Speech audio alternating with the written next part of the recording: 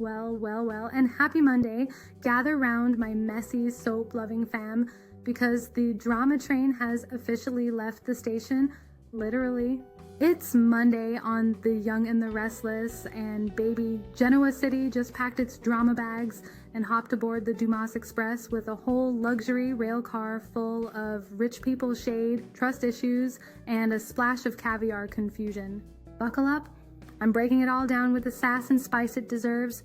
Okay, so picture this. We're somewhere in the south of France, yes, La France, try fancy, where Victor, Nikki, Sharon, and Nick are stepping into this super bougie private train car like it's an episode of The Real Housewives of Monaco.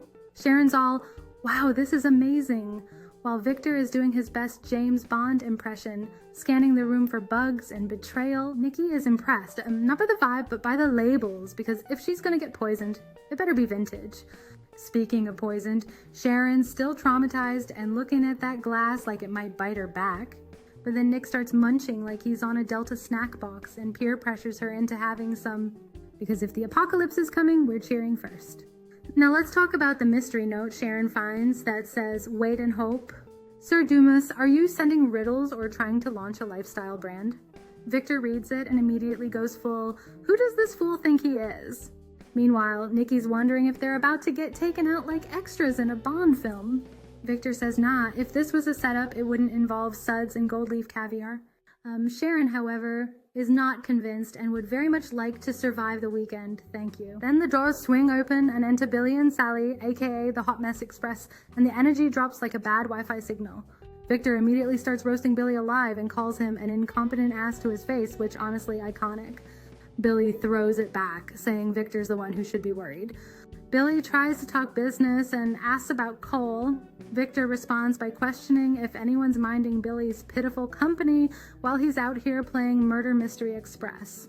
Then the whole group notices someone suspiciously missing. Oh, where is Phyllis? Did she get locked in the luggage car? Did she become the luggage? We don't know, but I need answers. Billy asks if Victor's ready to face Dumas like he's headed into a Game of Thrones battle, and Victor's like, boy, please. When asked again who Dumas really is, Victor hits us with the classic Newman dodge. You'll meet him soon enough, that's all I'm saying. Ugh, sir, stop gatekeeping. Cut to a dark room where we see a man, Duma himself, played by Billy Flynn, with an American accent that says, I brunch in Paris but pay taxes in Delaware, watching our favorite frenemies on a video feed like he's about to drop an album. It won't be long now, he says, and I am screaming into my throw pillow, I need more. Back in Genoa City at the GCSA, Nate is chilling at the bar when Holden walks in, and let me tell you, the testosterone in this scene was thick. Nate's like, if you're here to whine about your brother, miss me with that energy. And Holden, with a smirk, starts yapping about how Damien not only gave him the short end of the stick, but took the whole damn stick and left him chewing air. Nate tries to play therapist and tells Holden to conquer the world. Holden's like, bet, that's exactly what I plan to do. And then, surprise, the conversation turns to Audra. Holden wants to know what she's told Nate about him. Nate's not answering, probably because he doesn't want to admit he got the Spark Notes version. Things get spicy when Nate tells Holden his insinuations are getting old and that he should pack it up and fly back to LA. Holden just laughs and says the vibes in Genoa City are too friendly to leave. Sir, do you think this is Disneyland? This is Genoa Shady City. Nate's basically like, get a job or get lost. And Holden's like, nah, I'm staying. You mad? It's giving. Cocky drifter energy. Meet soap villain starter kit. And boom, Audra texts Nate to say she's landed. Holden guesses she's in Paris. Sir, are you a psychic or just nosy with style? Nate gets fed up and tells Holden to stay out of their lives if he's gonna keep lingering like expired yogurt. And honestly, valid. Now let's slide over to society, where Chelsea is rambling about work and Adam is very obviously thinking about whether or not he should sabotage Billy per Victor's orders. That man's forehead vein is working overtime. Chelsea's like, babe, this seems petty. And Adam's like, but daddy said Billy must fall.